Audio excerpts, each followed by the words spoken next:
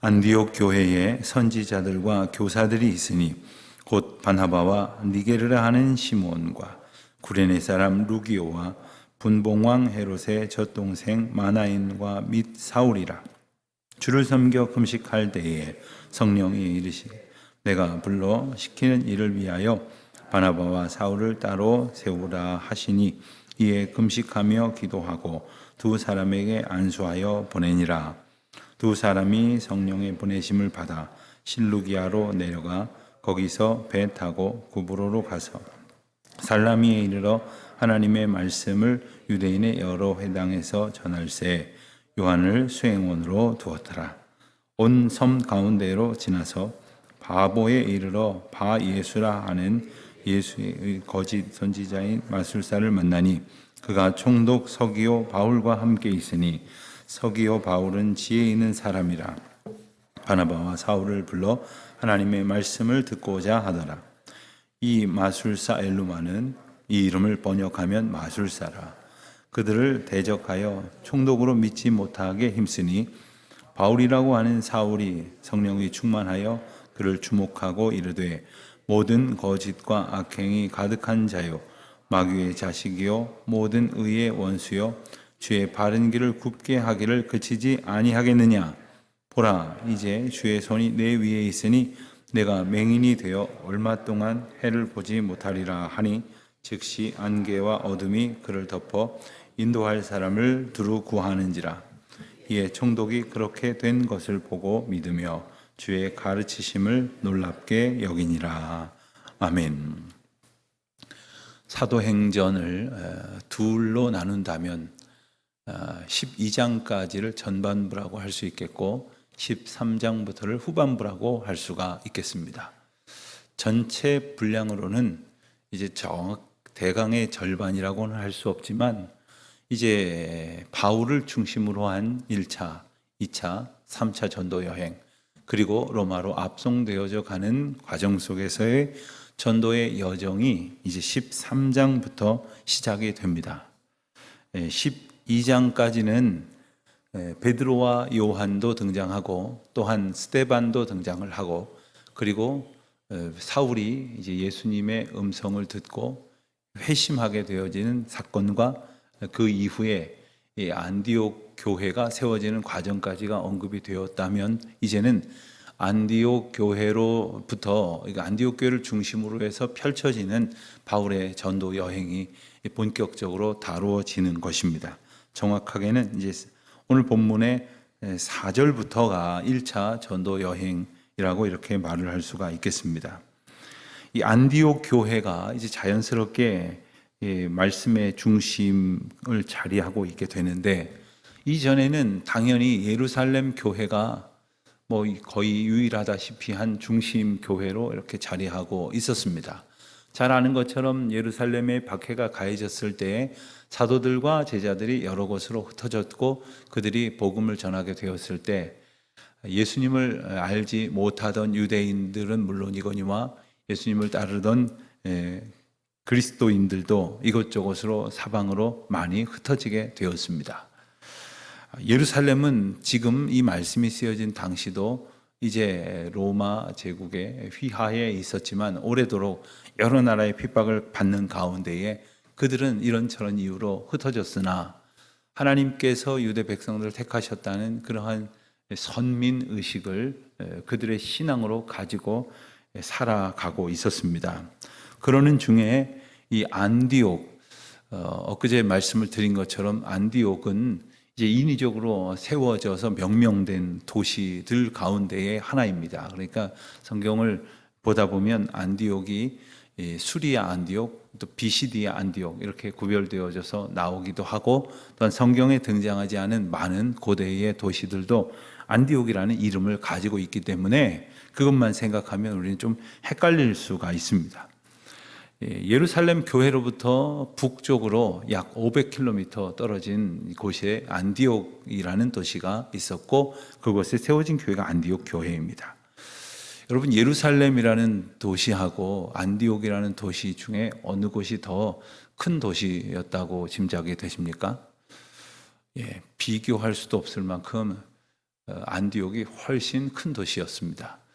안디옥은 당시에 로마 제국이 가지고 있었던 그 수많은 영토 가운데에 세 손가락에 꼽히는 도시였습니다. 그러니까 로마 제국 안에서 세 손가락이면 전 세계에서 세 손가락 안에 드는 도시다. 이렇게 이해를 할 수가 있겠습니다.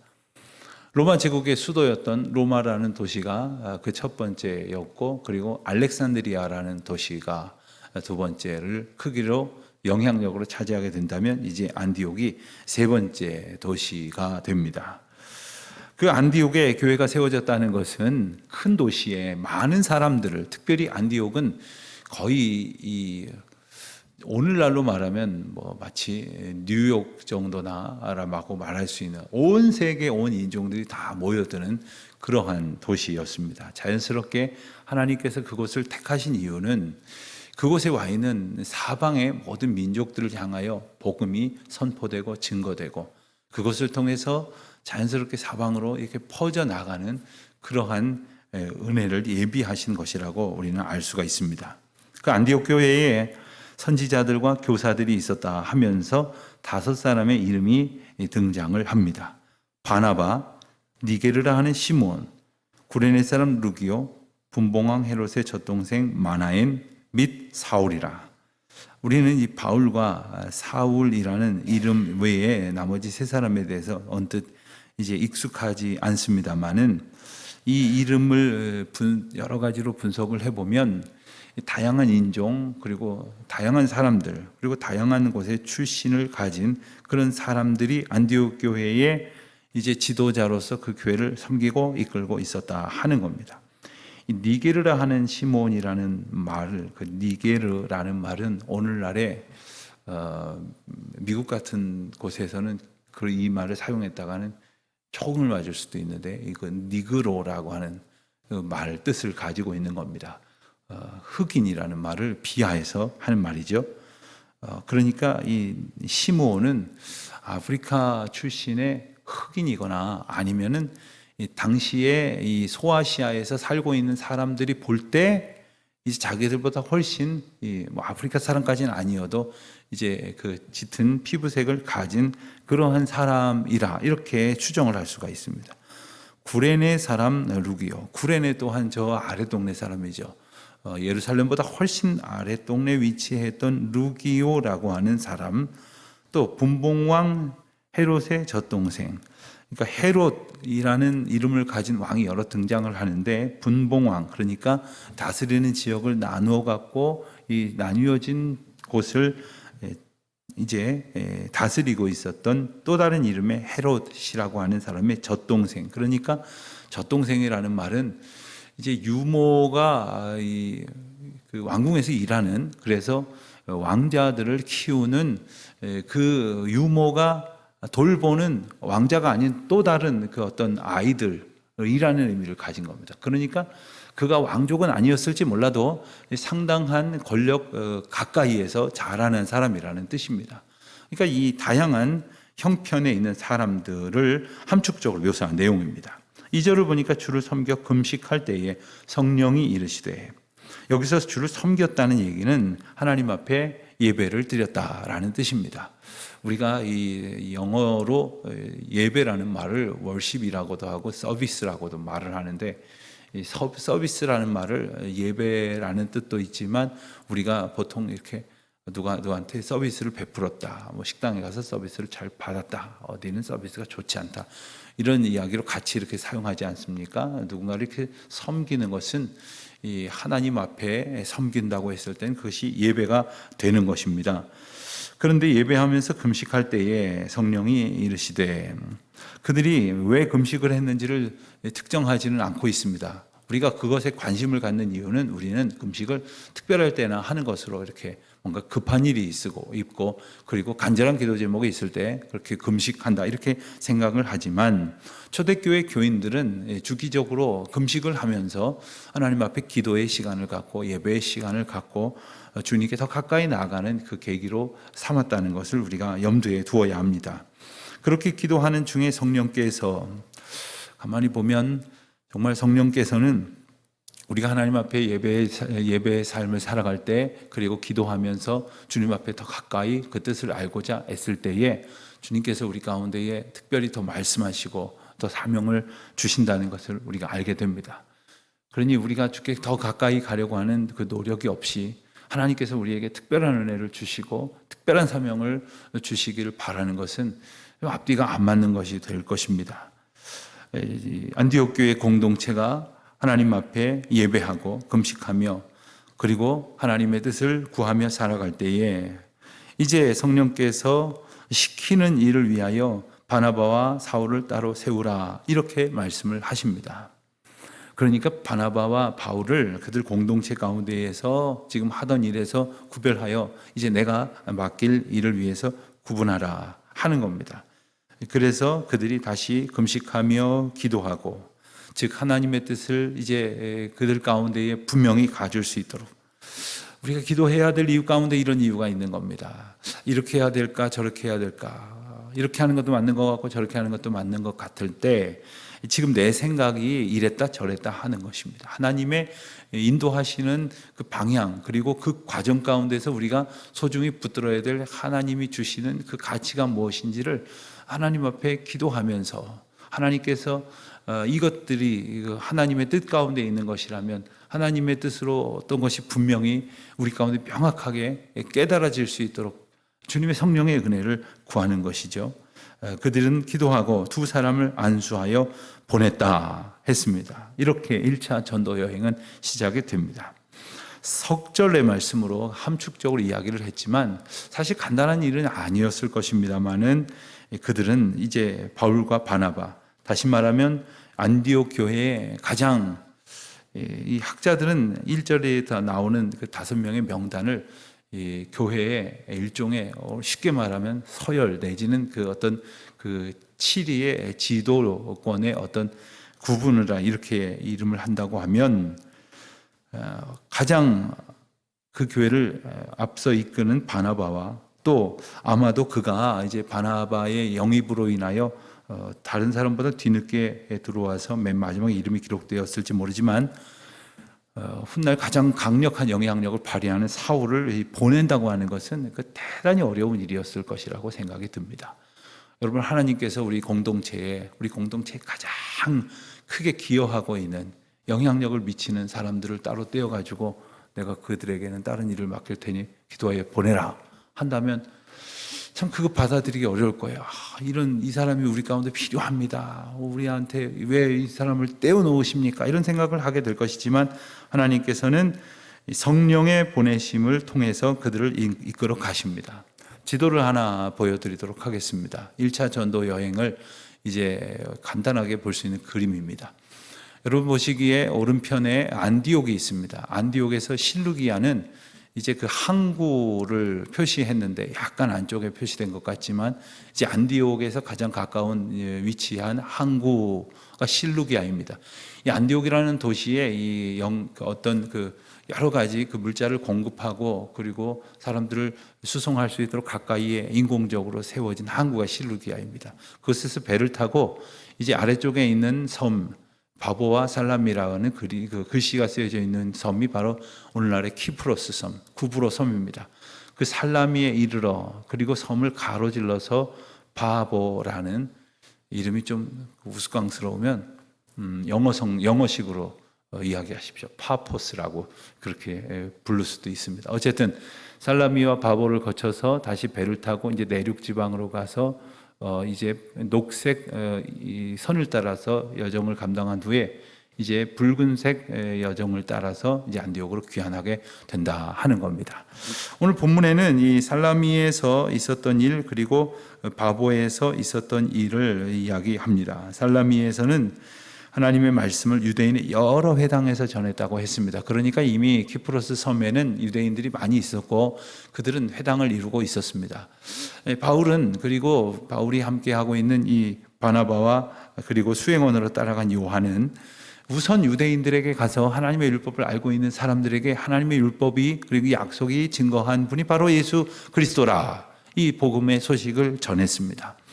먼저는 유대인에게요, 그리고 헬라인에게라 이렇게 말씀하신 것은 하나님에 대해서 알지 못하던 헬라인보다 이제 유대인을 먼저 복음의 대상으로 삼았던 것이죠. 그리고는 이제 6절에 가서 온 섬 가운데로 지나 바보라는 곳에 갔더니 그곳에 두 사람이 있었습니다. 하나는 예수라 하는 거짓 선지자 또는 마술사라고도 말할 수 있는 이가 있었고, 그리고 그곳에 총독 서기오 바울이 있었다고 했습니다. 서기오 바울이라는 사람은 지혜로운 사람이라고 했습니다. 낯선 사람들이 찾아왔는데 그들이 하는 말이, 그리고 그들이 전하는 말이 보통이 아니라고 생각을 했던 겁니다. 그래서 저들을 불러다가 그들에게 이야기를 들어봐야 되겠다라고 이제 하나님의 말씀을 듣고자 했는데, 그 섬의 가장 강력한 통치자인 총독이 예수 그리스도를 영접하거나 그들을 추앙하게 되면 큰일 났다고 생각한 이 마술사 엘루마는 그들을 대적하여, 즉 전도단 바울과 바나바의 전도팀을 대적하고, 그리고 총독으로 하여금 그 말을 믿지 못하도록 온갖 영향력을 다 행사했다 하는 말입니다. 그때에 바울이라고 하는 사울, 즉 이제 사울이라는 이름을 가졌던 사도 바울이 이제 바울이라는 이름으로, 즉 유대식 이름을 가졌던 이가 이제 헬라식 이름으로 이렇게 이름이 바뀌어지면서 이 바울이라고 이제 쭉 이제 표기가 되어지는 그 분기점이 바로 9절입니다. 성령이 충만하여 그를 주목하고 선포합니다. 모든 거짓과 악행이 가득한 자요, 마귀의 자식이요, 모든 의의 원수요, 주의 바른 길을 굽게 하기를 그치지 아니하겠느냐. 그리고는 그것을 따르지 아니하였던 그 마술사에게 11절처럼 선포합니다. 네가 맹인이 되어 얼마 동안 해를 보지 못하리라. 그리고 그에게 임한 그 심판의 사건을 놀랍게 여긴 총독은 그렇게 된 것을 보고 믿었다고 했습니다. 가만히 보면 어떤 사람들은 주의 말씀을 듣는 것으로 주를 영접하고 그리고 받아들이고 그리고 성령 충만함을 힘입는 사람도 있지만, 그 말씀을 듣고 때로는 성경도 읽고 참 그럴 이야기다, 그렇다, 그럴 만하다 이렇게 받아들이면서도 그것을 선뜻 나의 삶에 영접하지 못하는 사람들이 있습니다. 어떤 사람들은 그래서 이렇게 어떤 사건을 보면서 그제서야 하나님께서 정말 살아계시고 그리고 그 복음의 가르침이 진실로 옳구나라는 깨달음을 갖게 되기도 합니다. 하나님께서는 여러 가지 방편으로 일하십니다. 그렇기 때문에 우리가 어떤 사람에게 복음을 전했는데 그 사람이 선뜻 받아들이지 않았다고 낙심할 일이 아닙니다. 복음의 씨앗을 뿌리는 것이 나의 일이라면 하나님께서 그의 삶에 온갖 하나님의 계획과 방법을 통해서 하나님의 일을 하십니다. 오늘 우리가 기억해야 될 중요한 메시지가 하나 있습니다. 하나님께서 안디옥 교회의 지도자들을 떼어 보내신 것은 안디옥 교회가 그럴 만한 일을 감당할 수 있는 교회가 되었다고 판단하셨기 때문입니다. 안디옥 교회는 크게 부흥해 가기 시작을 했습니다. 부흥하였을 때 그 교회를 세계 선교의 전초기지로 사용을 하셨다는 거예요. 교회가 모이는 이유가 뭐냐? 바로 이것입니다. 교회가 모이는 것은 교회에 모인 사람들끼리 자기들끼리 즐겁고 자기들끼리 재밌고 자기들끼리 편안하기 위해서 모인 것이 아닙니다. 교회가 부흥을 소원하게 되는 것은 우리가 많아졌다, 우리가 큰 교회다, 대단한 교회다 이것을 자랑하기 위해서가 아닙니다.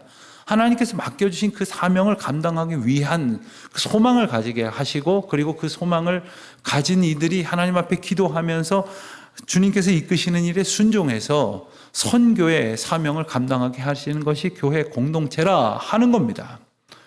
하나님께서 우리에게 주신 그 귀한 사명, 선교의 사명을 또한 보내어지는 자들에게만 주신 것이 아니라 보내는 자들에게, 그리고 지금 우리는 얼마간의 물질만 보내면서 세계 선교를 한다고 생각할지 모르지만, 우리가 때를 얻든지 못 얻든지 우리 삶의 주변에서, 내 삶의 자리에서, 너희가 삶의 자리에서 만나는 사람들에게, 복음을 알지 못하는 자들에게 복음을 전하는 것은 저 5대양 6대주에 흩어진 선교사님들이 복음을 전하는 것과 동일하게 하나님께서 주신 사명이라는 사실을 우리는 또한 기억을 해야 하겠습니다. 우리가 선교사입니다. 우리가 보냄을 받은 자입니다. 우리 삶의 자리에서 주님을 기쁘시게 하고 그리고 주를 섬겨, 즉 주를 온전히 예배하여 주님께서 주신 사명을 마땅히 잘 감당하는 저와 여러분 또한 우리 교회 공동체가 되기를 주의 이름으로 축원드립니다. 기도하겠습니다. 하나님 아버지, 저희들에게 말씀을 주시고 진리이신 생명을 통하여 구원의 기쁨을 주신 것은 저희로 그저 홀로 즐거우라 하신 것이 아니라 그 복음의 기쁨을 알지 못하는 사람들에게 복음의 복된 소식을 선포하라 하심인 줄로 압니다.